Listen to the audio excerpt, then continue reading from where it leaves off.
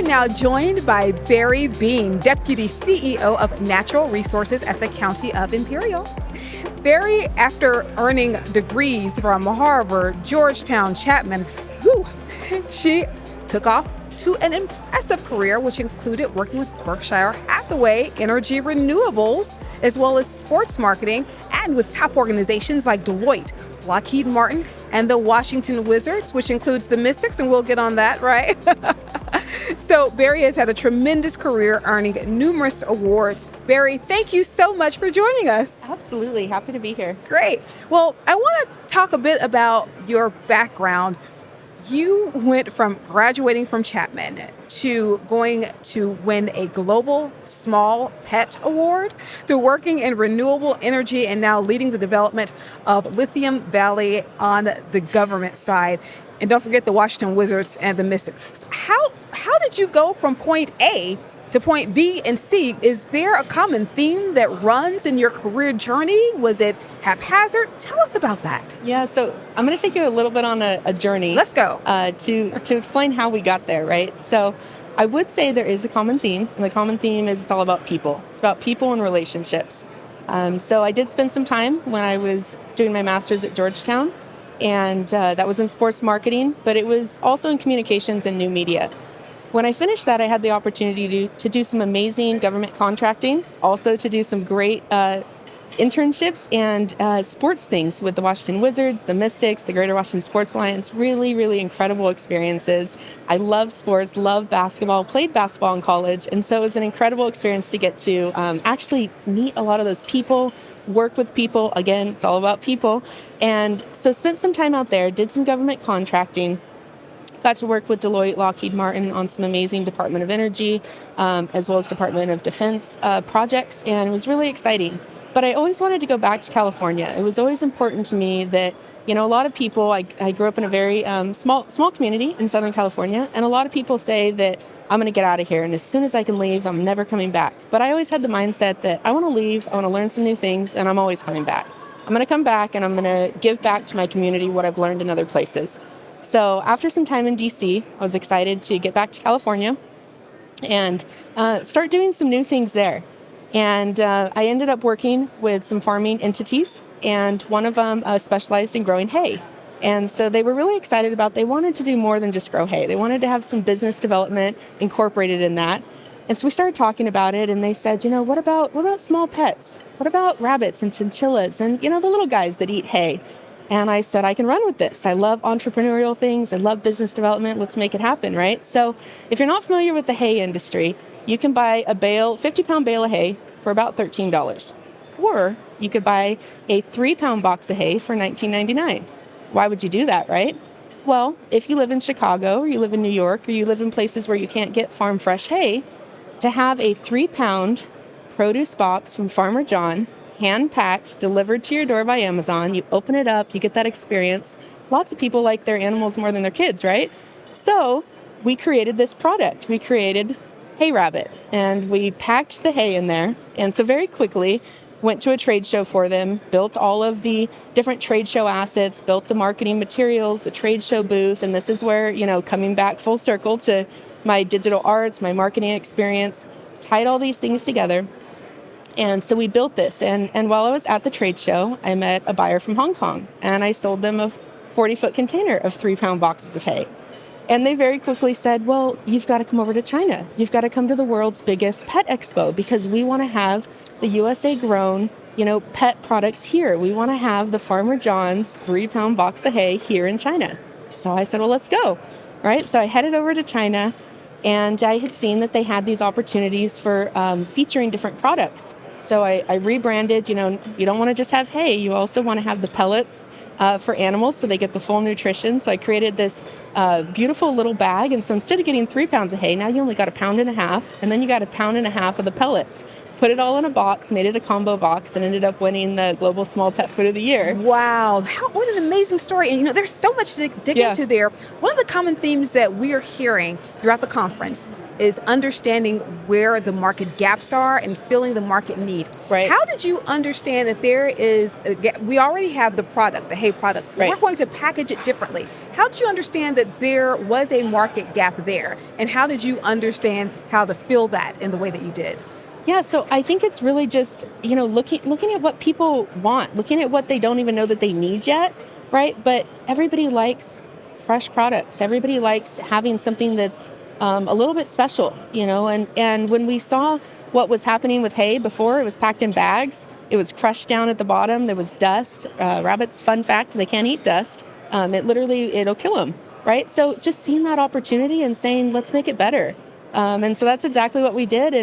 And I was, while there, able to create some really amazing relationships. The same farmer was looking at expanding and building an extraction facility within the CBD field, created these amazing relationships over there. I actually got back from China on Thanksgiving Day that COVID hit. It was a wild, wild journey. Got back, but I had built all these relationships with people while I was in China. And so when I got back, one of the main ingredients of the extraction facility we were running was cryoethanol. Well, ethanol, medical grade like that, can also be used for hand sanitizer. Everybody needed hand sanitizer, right? Now, nobody could get bottles. Well, I had those relationships and those people that were in China that I could reach out, was able to get 30,000 bottles shipped in 2 days, used that digital background, created the marketing materials, created the labels, and we ended up creating over 1 million hand sanitizer bottles in about a 1 month period. So it's just finding those gaps, finding those opportunities, and then developing them into what people are needing. And what I hear there is some quick pivoting action. You were able to pivot and deliver quickly. Right. I'm wondering too, from the business development end, how do you go about building your community? So you talk about going to China, having this amazing opportunity and things flowing from there. Right. How do you develop opportunities that can translate into business, so conversions? Yeah, absolutely. So I think, again, it's about really getting to know a person, really taking the time to actually build that relationship. We have to care about people first, right? It's not what can you do for me. It's, I want to hear about you. I want to know about your journey. I want to get to know you. And then those relationships transition down the road often into opportunities, because we all want to help lift each other up and build each other up to be successful. So that's really been something that I think has been great in some of the journeys I've been on. We do a ton now in my current role and in a lot of my previous roles in our community, where it's so important to be out there, to be talking to people, to have that stakeholder engagement, and to be making sure you're connecting. And the first thing is that you're listening, right? Before you're telling people what you think they need to hear or what you want them to hear, you're listening to what they have to say. Okay, I want to talk a bit about your entrepreneurial background as well as government. Maybe you carry some of that into government, but talk about some of the myths that you see in terms of government work. I know you talked a lot about government contracting, as well as the myths that you've seen on the entrepreneurial side. What things just simply aren't true, and what things maybe have a kernel of truth to them, but you want to share a bit of background on what the real deal is. Yeah, absolutely. So I think on the government side, a lot of times people think that it's really rigid, and absolutely there's policies and there's structure, and there has to be, right?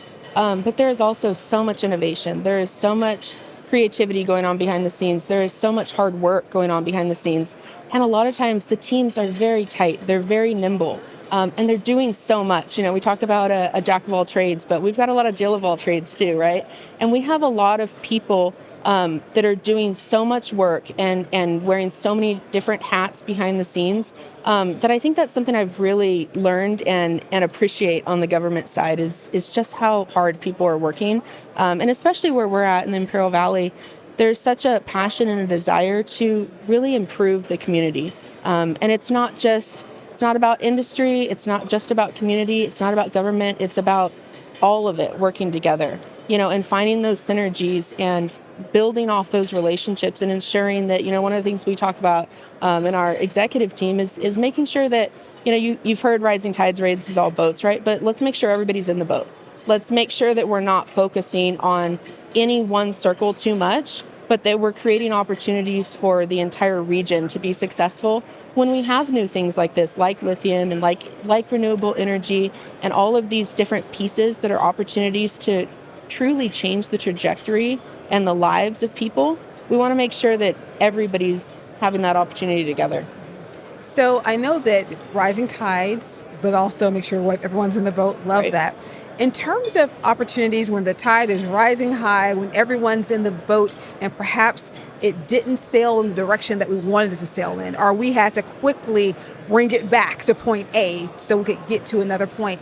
Talk to us about a time when you planned, you had a strategy, you had the right resources, the right people, the right relationships, but things did not happen as you had anticipated. Things did not happen as you hoped. How did you manage through that, lead through that, and what were the growth or learning opportunities? Tell us about that. Yeah, so, I think, as you said, I had some time with Berkshire Hathaway Energy, fantastic experience, have wonderful relationships with all the people there. When you step into a company like that, you often think, this is going to be a career. I'm going to be here forever, right?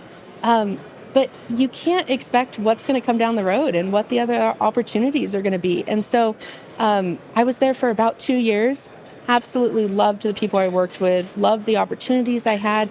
But that was a big turning point for me to decide to make this leap and come over to the government side, because it just seemed honestly like a once-in-a-lifetime opportunity to be able to be on the side that's helping create and structure the policy, helping to create the framework for not just one organization, not just one industry, but an entire region to have opportunities to grow, to have people that can go from the job that they've always had to a career that they have dreamed of having, right? To be able to be in a place that can help frame that was just such an exciting opportunity that I couldn't pass up. And but I don't think I ever saw that coming, right? I think when I stepped into that other role, I thought this is where I'll be for the rest of my life. So just having that mindset of not getting too stuck in what you're doing and being willing to take that leap of faith and pivot and go in a different direction. My faith is very important to me, and I often, you spend some time in prayer and say, we got to take the leap. I love that. When you talk about taking the leap of faith, it's assumed a bit that you knew what you wanted to do. But some people, I think, are hit with situations where they're leaving one place and they really have no idea even where to start. They know what they like to do, but they maybe don't know how to get the contacts, build the relationships, how to go about really establishing a career journey to move to that next point. What would you share with someone who's right in the thick of that? They have maybe left a role and they're looking at moving into another place, but they just need a step-by-step, a 3-point guide, if you will, on how I can get from one point to another point, whether that's going from for-profit corporate to government or even inside a particular industry. What are your thoughts there? Yeah, so this might be an unexpected answer, but I would say get involved with your chambers of commerce. And I'll tell you why. So I spent a lot of time actually on the chamber side, and vice president of the Regional Chamber of Commerce, spent time with smaller chambers as well, leading those. And one of the big things that people often miss is that, you hear the whole adage that it's all who you know, right? To move up in your career. And I don't think that's fully true. I think it's who you're able to get to know, right? And so it's not the cards you're initially dealt, it's the work you're willing to put into building those relationships. And so a Chamber of Commerce, it doesn't matter where you are. Every city, every region has chambers of commerce. Get connected, show up to those mixers. You can join often as an individual even. And, as you start to figure out what you want to do, start to show up to those different groups, right? And have those connections. And most people are willing to help other people. If you reach out and say, I'd really love to get involved in the energy industry, or I want to get involved in business development, would you be willing to sit and have a cup of coffee with me just to tell me a little bit more about your journey and how you got there and how maybe I could be successful? I think you'd be hard-pressed to find many people don't say no, right? They want to help other people. And so if you can get connected to those types of organizations that have people that are at all levels within the industries and really use that as a tool, that's something that was really successful in my entire career. It started off as showing up to the mixers. Then it became I was on the board. Then I was leading some of the events. Then we were, and it just keeps building. It's just these building blocks. And that's honestly how I even got connected into the energy industry. I knew it was something I wanted to do within our region.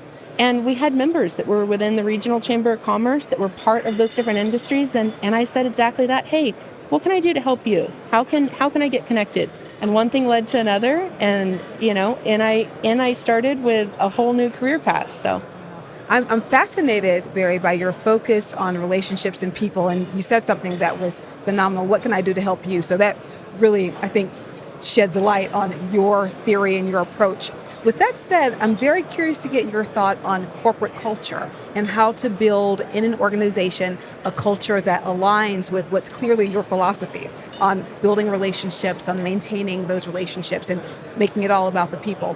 What are some of the tips that you think are key to building a corporate culture within an organization, whether you are a senior leader, a manager, or even an individual contributor? What are some of the things that we all can do to build a corporate culture that we're proud of? sure. So, I think we have a lot of people that are really growing their technical skills, whether that's in engineering or accounting or different pieces like that. And that's fantastic. We need that. We need that knowledge base. But I would argue that what we need even more right now is those soft skills, because the soft skills are often not what's taught. And you think of like, it doesn't take any more effort to be kind. Be kind to people, right?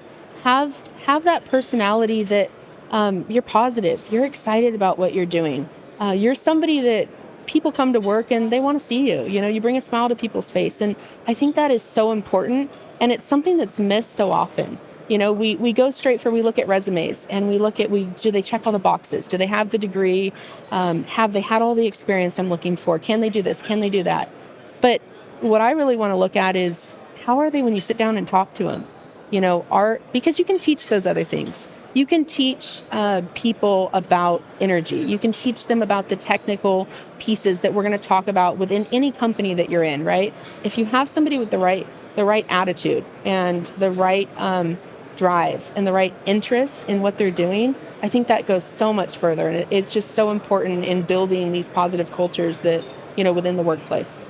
I'm excited to hear what you have to say about having challenging conversations with members of your team. So as it relates to performance, as it relates to how they bring that, je ne sais quoi, if you will, themselves, their whole selves. How can you have a challenging relationship, a challenging conversation? And that could mean just a conversation saying, I don't think this is going to work. Could you give folks an understanding of your approach to that? I think it's being honest, right? But I also think you've got to look at yourself and, have you done the work? If it's somebody that you're managing, somebody you're working with, have you set clear expectations, right? Because a lot of times I think we are all so busy and it's tough when you're working with a bunch of different people. Have you had time to sit down and actually say, this is what success looks like? These are what the goals that we're trying to achieve are. This is what I expect from you. This is what our day-to-day culture looks like. These are our expectations, right? Because often we onboard, and I've experienced this, and not in my current role, but in other roles, right? Where you come into an industry and you're just kind of floundering, right? You're swimming as fast as you can and treading water, but you're not even sure which direction you're going. And so having that direction, I think, is so important, because we want to set people up to be successful. And if we haven't given those expectations, we haven't set those goals, right? So to sit down and have that hard conversation, absolutely, if you've set the framework. But if you haven't, maybe it's time to say, you know what, I don't think we're quite hitting the targets, but here's what the targets are. Here's where we're trying to go.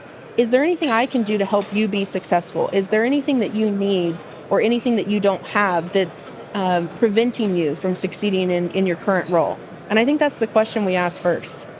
Yeah. I'm curious too. I'm just going to turn that question on its head a bit and ask, what sort of constructive feedback have you ever been given that you can say, you know what, at the time it was blistering, but that was the best feedback. That was the best thing that could have done for me. That was the best feedback that I could have gotten. What feedback really changed your trajectory in some way? Yeah, absolutely. So as I said, I'm a people person, right? So I love going out and engaging with different stakeholders and having business development conversations and saying, what could we do here? What could we grow here?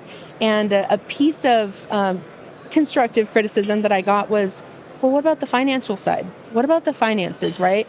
Before you can talk about building those new businesses and expanding these different opportunities, can you run through the whole balance sheet? Can you tell me about, what the leverage cost of energy is? Can you tell me those things? And I had to pause and say, no, I can't. And so what I did was I applied for an executive MBA in energy, and now I'm pursuing that.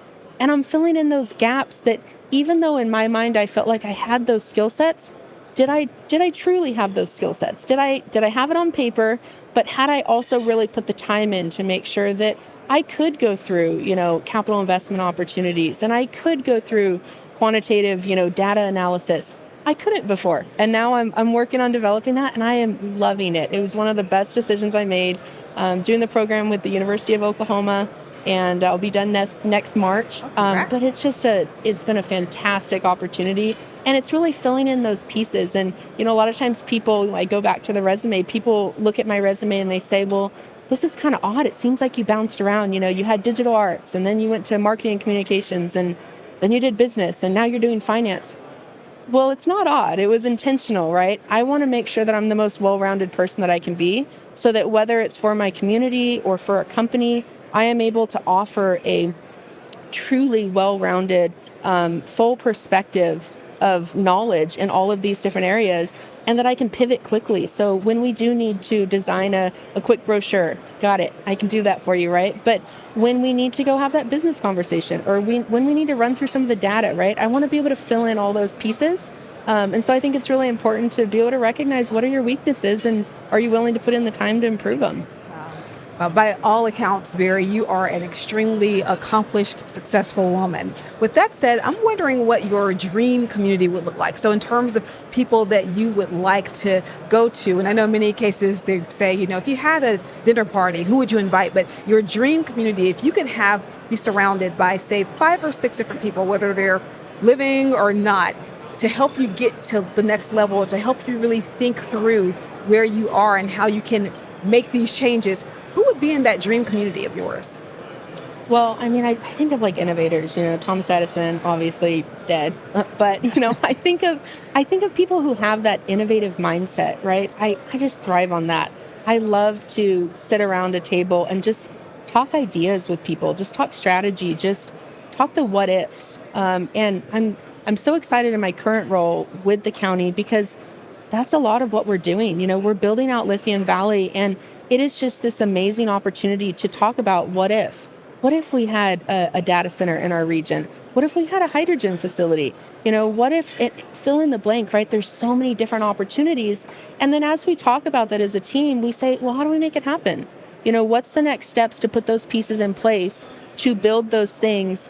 And while we're building it, though, let's make sure everyone's included. Let's talk to the community. Let's talk to the industry. Let's make sure that we're not building a path that is just a small group of 5 people sitting around a table saying, this is what we think we need, right? We're taking into account, this is what we all think we need. And I think that's so important.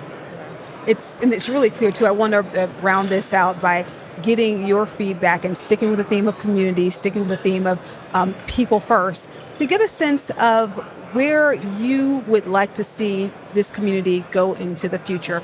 We know that there is a lot of conversation about lithium, a lot of conversation about batteries. You are so well placed. Where do you see this community going in the future? What is your wildest dream or your wildest hope for this community in the future? Yeah, absolutely. Well, look, we want to lead the energy transition. We feel like in Southern California, we're a fairly small community, about 180,000 people. Traditionally, we're an agricultural community, 500,000 acres of fully irrigated farmland. So we are an oasis of opportunity when it comes to ag. We export. We are often called the winter produce basket of America, because honestly, we feed America, and that's what we've been for decades, right? But now we have this opportunity with our geothermal energy that's been there. It's been operating for 40 years. Third of the world's lithium, over 17 million metric tons within our geothermal brine. We have the opportunity to be able to build this region to not only decarbonize, but also electrify the future. And in the greenest, cleanest way that we could possibly ever do it, because it is lithium from renewable energy power. I get excited every time I talk about it, because it is such an exciting opportunity. And I think what is beyond the fact that we can do that from an energy perspective, and we can do that from a renewable perspective, it's also back to the people. It is an opportunity to change lives. We're putting in place with our local colleges. We have a fantastic community college, just won #1 in the nation this last year, got the Aspen Award. We have great universities that are there. We have great labor that's there, that's working together, that cares about raising opportunities for local people, right? So we have all these pieces in place. I think we have a community that is truly excited about it. And so for me, that dream vision is actually seeing it happen, right? We've put the time in, we've put the work in, we're having the conversations. We want to now bring those businesses in. We want to bring in that full vertically integrated supply chain. We have the resource. There's no reason for us to ship things out to China and other places in the world. Let's bring it here. Let's do the processing here. Let's do the manufacturing here. Let's do the auto here. And then let's recycle it. Let's make it a full cycle in our region. We've got 50,000 acres that we have already been putting together into a specific plan to really streamline this. We're open for business. A lot of times people think of California and they think, oh, anywhere but California, the business is going to be so challenging, the permitting. I'd argue to say not in Imperial County. What we're doing here is so different than other places in the country, and I'd argue even in the world, that it is just truly an opportunity that I hope we see come true, because we're right there. We're on the brink of transitioning. Bari, what books are you reading? What podcasts are you listening to? What keeps you so at that level? You have to have something that you go to on a weekly basis or, every other day just to get an inspiration from. So tell us, are you books, podcasts, what keeps you there? Yeah, you know what? I am a big fan on constantly developing your strengths, right? So I actually really like Gallup, Clifton Strengths. It's a big thing for me. You take a quick test. It basically identifies your strengths, and then it helps you build on them. And I think that is so important. There's lots of different groups out there that do it. They're not the only one.